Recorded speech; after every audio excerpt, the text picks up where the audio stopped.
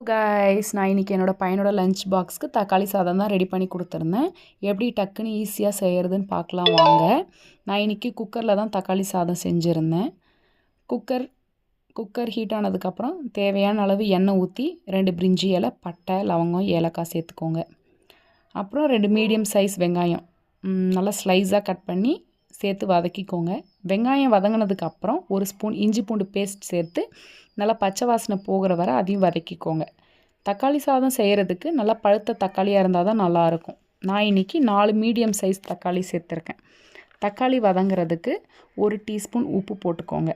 தக்காளி வதங்கினதுக்கப்புறமா 4 பச்சை மிளகாய் உங்கள் காரத்துக்கு ஏற்ப சேர்த்துக்கோங்க. நான் இன்றைக்கி 1 spoon Kashmiri red chilli powder சேர்த்துருக்கேன். இது ஆப்ஷனல் தான், நான் கலருக்காக சேர்த்துருக்கேன். அப்புறம் ஒரு 3/4 ஸ்பூன் பிரியாணி மசாலா போட்டுக்கோங்க. 1 கொத்து புதினா சேர்த்துக்கோங்க. இந்த ஸ்டேஜில் நல்லா புளிச்ச தயிர் 1 கப் இருந்தால் சேர்த்துக்கோங்க. நான் இன்றைக்கி சேர்க்கலை, பையனுக்கு கோல்டு, அதனால் சேர்த்துக்கல. நீங்கள் இருந்துச்சுன்னா சேர்த்துக்கோங்க. அடுத்து 1 கிளாஸ் ஊற வச்ச அரிசி சேர்த்துக்கோங்க. நான் இது செய்கிறதுக்கு முன்னாடியே ஊற வச்சுட்டேன். நீங்கள் ஒரு 1/2 அன் ஹவர் ஊற வச்சுக்கோங்க. அப்போ தான் ரைஸ் நல்லா சாஃப்டாக வரும்.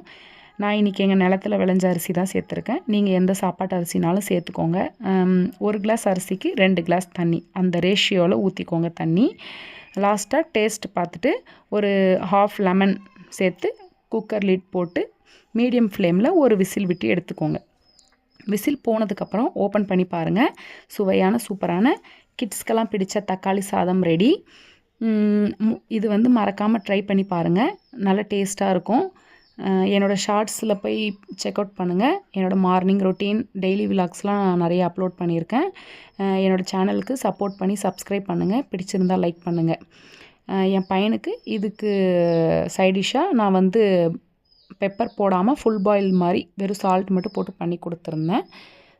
அப்புறம் லஞ்ச் பேக் பண்ணி அவனை ஸ்கூலில் விட்டுட்டேன். என்னோடய ஷார்ட்ஸில் போய் செக் பண்ணி பாருங்கள். டியூஸ்டே மார்னிங் ரொட்டீன் இருக்கும். தேங்க்ஸ் ஃபார் வாட்சிங்.